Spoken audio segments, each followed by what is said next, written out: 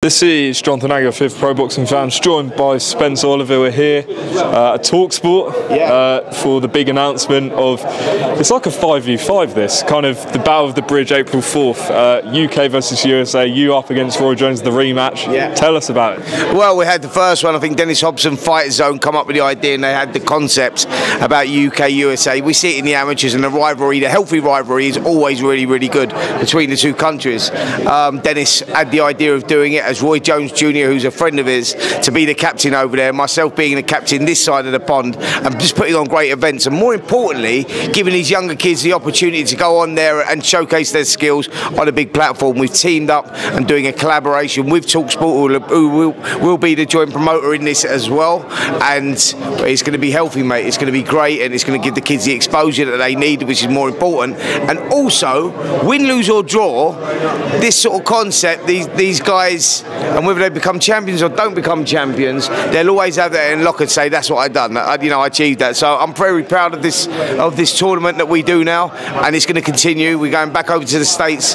later on, I think in the summer of this year. Yeah, and it's going to be great. But it's about giving these kids a platform. Just for fans that don't know what happened the first time around, give us some background and what was the result? We had a 3-3 draw. Young Harvey Horn was the last one going into that. We needed him to get the win. He got the win, and we got the 3-3 draw. So we thought, how are we going to do it? What are we going to do? So we had a count back. It goes down to knockdowns, and stuff like that.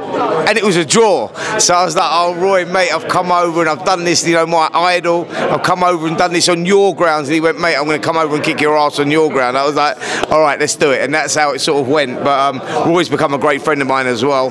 And what an experience for these young kids as well. And I keep calling them young kids, young men.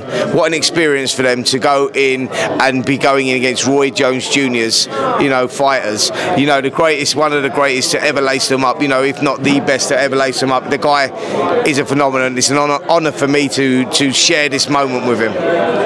Yeah, and obviously it's at Stamford Bridge, Chelsea Football Club, so nice added incentive there for the fighters on the bill to not only fight in the US but also fight at a good venue here. Mate, that's what we're trying to do. We're trying to do things differently. We was going to do it at York Hall first of all, and it's like, do we do it at York Hall? It's atmospheric and it's good and it's got history, but we want to do something a little bit different, and that was the idea to it. And so we're going at Stamford Bridge. It's going to be absolutely brilliant. We've got something brilliant coming up. I think that we're talking around September time already. We're going to go back to the US, the Wingate Hotel. We're looking at that, and it'll be in September, and it'll be bigger and it'll be better. And we're just going to grow this now with the help of TalkSport, and that's going to be it's going to be a great little journey actually. And these guys are going to remember this. Well, Spencer, that's obviously April 4th. I've got to get your opinion on the chaos yesterday. I don't think you were there. I didn't see you anyway. Ben Eubank press conference. What did you make of all of that? Well,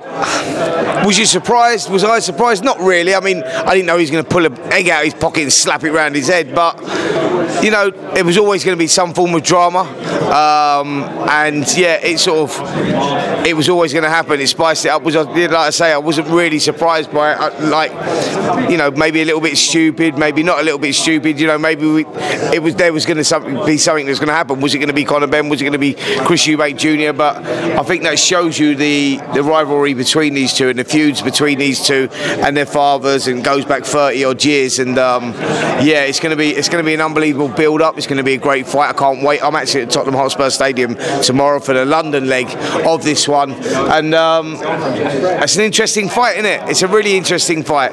Chris Eubank Jr, by the way, looked much bigger than him yesterday. That was the one thing that I did notice. It's going to be interesting, man. Conor's gambling, moving up a couple of weights. I don't read too much into the rehydration clause, because £10 is £10. It's a lot of weight. Yeah, it's going to be interesting to see how this one goes. I can't wait. I'm looking forward to it. I loved it when their dads were boxing 30 odd years ago, and I'm looking forward to the sons delivering, because I think it's going to be a great fight. Obviously the board have come out today and said they're going to, have a hearing and decide a punishment for Eubank. What do you think is going to happen? There's been mention of fines and things like that. What do you think will happen? It will be a fine. That's what happens. We saw that. I don't know how many times Derek Chisora has been fined. He's a good mate of mine, Del Boy, and, you know, we have a laugh about it, but the antics that he got, it's all about selling the fight. Like, listen, after that happened yesterday, trust me, those tickets that are sold, if they've already sold out anyway, they will be like gold dust because of what happened there. People love it. He's captured the imagination of the people. It already had captured the imagination of people, but, you know, whether it's a good thing or bad thing, it's got people talking. It went viral online, and, you know, Del Boy, like, he's picked up, I don't know how many fines in his career, but he'll get a fine, that's for sure. But, you know, to the money that he's getting, the money that he's receiving, Jonathan, I don't think that it's going to be, I don't think it's going to be a big issue. Obviously, you know, you were vocal about sort of the fight before and things like that. What's your opinions now? Obviously, Conor Benn's gone through his process. The NADP have cleared him. Are you happy with this fight going ahead? He's been cleared, so what can we do? Like, you know, the kid's got to continue boxing. You know, he's gone through that process, and I think that was the thing that he had to do. It was 2.5 years, you know, to get himself to this stage, and that's it. You know, what can we do? You know, I think that, you know, boxing, you know, if you look at boxers in the past, you know, they've failed tests, they've come back and they continue boxing, and he deserves that right too. You know, he went through that process, and whatever we think about it, and however the turnout was, and he's cleared his name, and did he prove his innocence, that will long continue, you know, and that's like, doesn't really matter anymore because the kid's been cleared to box, and we just got to let him get on with it now, and, you know, try and rebuild his career, and I think that's important. And obviously you in Riyadh over the weekend, another incredible night. Yeah. What did you make, first of all, of Parker stopping Bakole, and what was the atmosphere like in Riyadh? Because it was crazy watching it unfold, but you were out there, so what was it like when all that was going on? The atmosphere was insane, mate. Like, it was a big travelling British contingent going over there as well. There was a lot of Brits over there, and it was like, yeah, there was a real carnival atmosphere over there. They done the right thing for me with this event, because they put it in a smaller venue, like 8,000 people or so, and it was more atmospheric, and I think that was really important. And yeah, no, when you open a show with Callum Smith, Joshua Buatsi, and get a Fight of the Year contender, it's only going to get better from there, and that's exactly what happened. All the fighters were delivering, all the fighters wanted to prove themselves, and that main event was absolutely insane. Just when you think you couldn't get a better fight than the last one in October, Beterbiev and Bivol, fuck me, they delivered, man. They done it. It was an even better one, and it was, you know, Bivol had to make those adjustments, and he made those adjustments, and that was important that he'd done that, and it was a really close fight. Did you go for Beterbiev? Did you go for Bivol? But one thing, who did you have? I think I went for Beterbiev by a round, but I was not going to argue either way. I think a lot of us had it a draw as well. I can't remember what it was. I think I did by one round, but I didn't argue when Bivol won. I was like, fair play. It's what you go for. It was one of those fights. It was very difficult to score. Either man could have won it. Bivol, you know, there was controversy over the first one, so one apiece. Great, let's do it again, because they're the only two in that division. They're standouts in the division, and I think the only fight for both of them now is that fight again. Yeah. Just lastly on Parker, who do you think he should fight next? Joseph Parker, well listen, what people must understand about that situation with Joseph Parker and Martin Bakole, it's very unfortunate, by the way, that he didn't get that world title shot.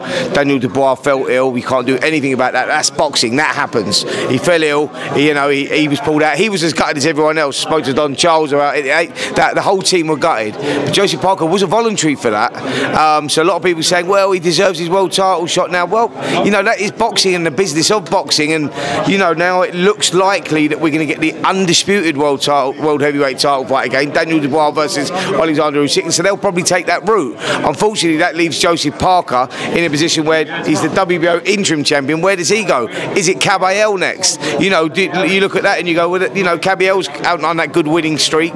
Joseph Parker is as well. Do we get that fight on for the, you know, for the WBO interim title and whatever Caballel can bring to the table? So it's something like that, and as hard as that seems and as hard as it is, that's boxing, and it's the way it happens. Daniel fell ill. That was Joseph Parker's opportunity for that world title. Unfortunately, it's gone, and Joseph's been offered another undisputed. You take the undisputed from a business point of view. Don Charles, Daniel Dubois, and all of them. You take the undisputed over, obviously, boxing Joseph Parker. So, as much as I feel sorry for Parker, I understand the business that side as well.